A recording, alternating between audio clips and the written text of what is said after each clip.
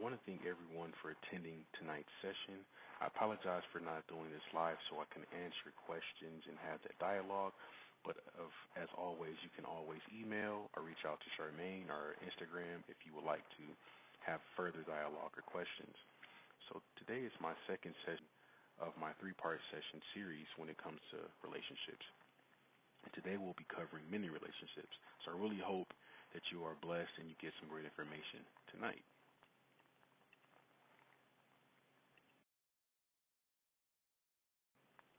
So we ask ourselves, why are relationships important?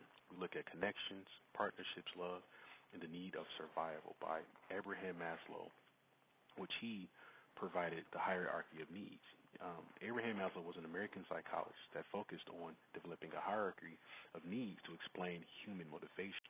So as we go through this, I'm going to provide a little bit of snippets of each step in this pyramid as we go along.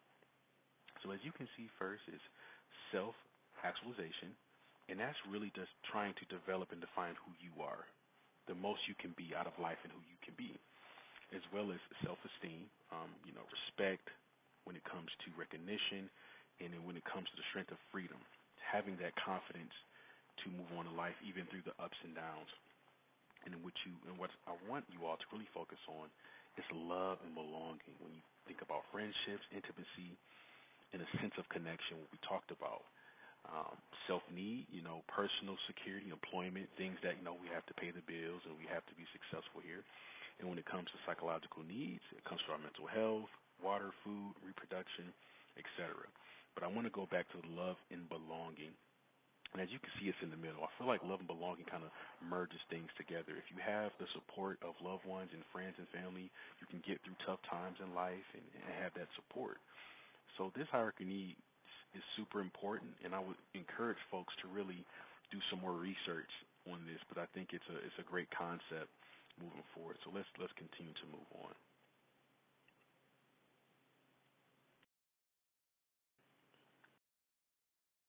Apologies for that. I got mixed up. So what went wrong in the relationship? As I spoke to in my previous sessions, and I'm always talking about this, trauma is so impactful in our lives.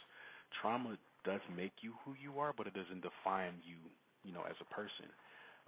But it can impact future relationships. You could be scared, unwilling to love. And I wouldn't say unwilling to love, but scared to love due to past trauma. For example, your spouse could be paying for things your ex did, or ex family member did, or an ex friend did, and it's hard to break through that barrier. Not having a blueprint or an example of good relationships. This is super important because model behavior is how we learn. If you see how kids behave at school, you always ask yourself, like, how is the home life going? What are things that are going on? So my thing is, if you had a good example of relationship, if you had a father that treated your mother like a queen, opened doors, chivalry, never put his hand on her, never raised his voice, then that was the type of man that you would be looking for.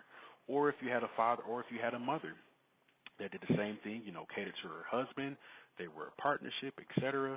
Or if you had examples of negative relationships to where you may have seen some abuse at home and seen that love and relationship was skewed. This could taint your perception of what you think. And negative learned behavior, which I talked about, is really about the things that we learn as we come up, from, as a young child all the way to an adult. And obviously, our parents are not our only influences. When we go out in the world on our own, we think about our friends, and we may interact with people that we get advice from, and that can also alter our perception because we're getting other influences. Not accepting of love or relationship. It's hard to accept love if you don't know what it looks like, and if you have a skewed image of it. So I always tell people it's super important to look yourself in the mirror and to understand some things that you need to work on, but also know that to give yourself grace and forgiveness. You were dealt a certain hand, you didn't have any control over that, but now that you are an adult, it's time for healing and time to move past that. So I know this was a super quick session, but I really wanted to give you a snippet, and I didn't want to leave anyone hanging of, mending relationships. If you would like to reach out to me with more content, please do, and more questions, that would be great. As you can see, I'm going to wrap up my last session December 29th at 6 p.m. Going over communication. So I'm going to be going over different communication styles and, how I think it's important to speak positively with your spouse, friend, or family and go from there. But I thank you so much for attending this quick video and this quick I really appreciate it. And the reason why it's so short tonight, because usually I have dialogue and I'm interacting with people that ask questions, but I still wanted to give, the people something because I believe that mending relationships is so important. Life is very short, when it comes to relationships and, when it comes to forgiveness. It's so important to try to forgive people because you just never know what can happen. So I hope everyone have a great Christmas and great holiday, and obviously I'll come back after the Christmas and we'll go out with a bang before the new year. But as again, my contact information is right here, and if you would like to reach out, I would love to hear from you. If you want to hear different sessions, if you want to hear different things, I would love to hear that. Hope everyone has a great evening, and good night.